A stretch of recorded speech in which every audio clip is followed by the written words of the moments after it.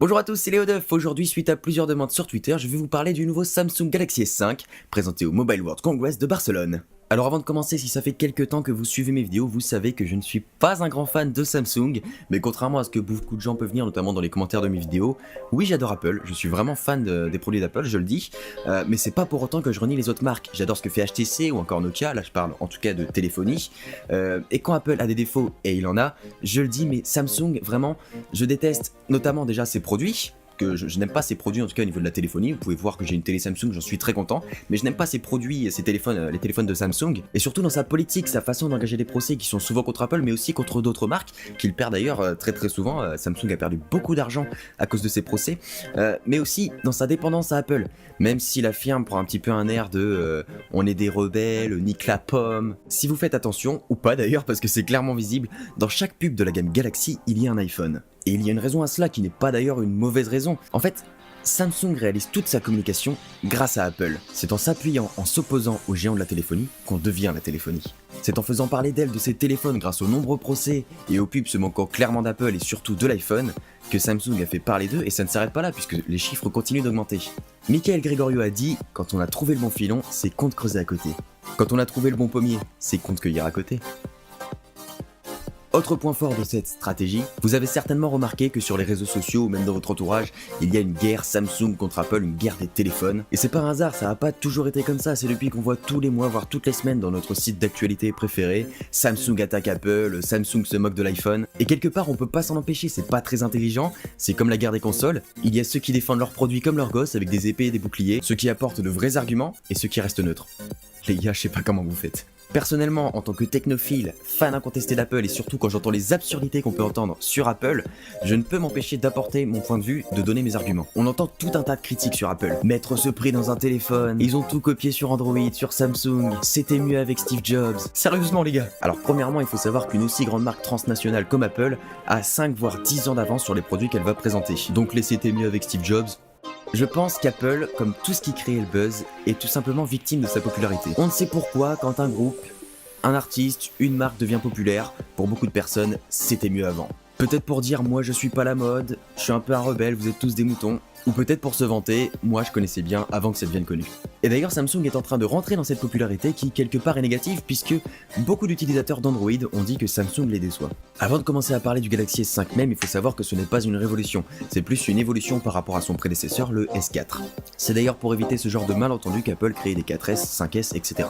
Oui, vous allez voir, il va y avoir un certain nombre de comparaisons à Apple dans cette vidéo. Tout à l'heure je disais que Samsung se moque beaucoup de l'iPhone, mais on va voir que pour ces Galaxy, il s'en inspire beaucoup. Premièrement, au niveau des couleurs. Comme je vous en avais parlé lors de ma chronique présentant l'iPhone 5S, Apple présentait les couleurs noir, blanc et or. Avec ce nouveau produit, Samsung présente les couleurs noir, blanc, or et bleu quand même, il faut pas pousser le bouchon trop loin Maurice. D'ailleurs en ce qui concerne la couleur or, je suis même pas sûr qu'un tel jaune existe déjà.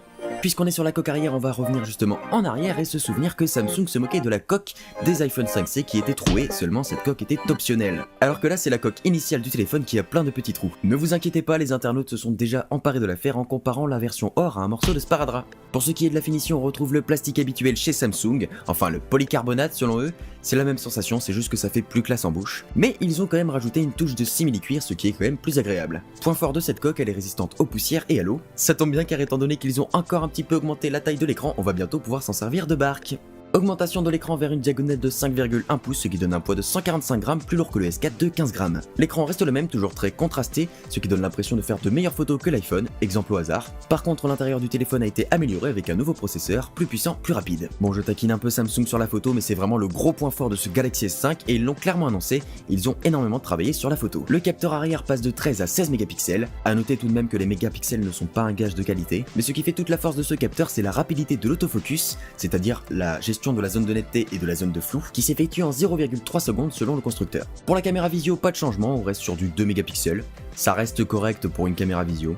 Autre bonne idée de la part de Samsung, le mode Ultra Power Saving qui coupe l'intégralité des connexions, réduit la luminosité et passe même le téléphone en mode noir et blanc pour pousser la batterie dans ses derniers retranchements. La firme aurait pu par contre se calmer un petit peu sur le nom, on n'est pas dans un film de Michael Bay.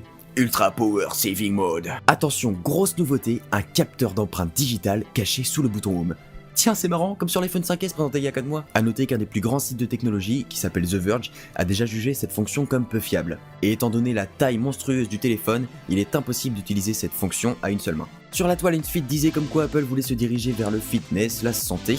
Visiblement, Samsung les a devancés avec un cardio-fréquence-mètre. Ouais, finalement, Ultra Power Saving Mode, c'était pas mal comme nom. Alors un cardio-fréquence-mètre, qu'est-ce que c'est? Eh bien, ça permet de mesurer les pulsations cardiaques. Voilà. C'est tout. Sachant que les applications permettaient déjà de le faire avec le flash du téléphone, mais c'est sans doute plus précis. Et puis c'est vrai qu'on n'y pense pas tout de suite, mais mesurer son pouls quand on joue à Flappy Bird, ça peut sauver des vies. Je pourrais encore vous parler de Samsung et de son Galaxy S5 durant des heures, mais je vais m'arrêter là. N'hésitez pas à me dire ce que vous pensez du Galaxy S5 et de Samsung en général dans les commentaires. Alors je sais, il y en a qui vont râler, et c'est tout à votre honneur tant que c'est constructif. C'est vrai que je critique beaucoup Samsung et ses produits, mais quand il y a des bons points, je les note. C'est pas de ma faute si c'est pas souvent. Au moins je suis honnête, vous avez mon avis et j'attends avec impatience le vôtre. Pour relancer un débat si possible intelligent cette fois-ci, je vous invite à partager la vidéo sur Facebook et Twitter et en parler autour de vous. Merci à tous, c'était Léo Duff.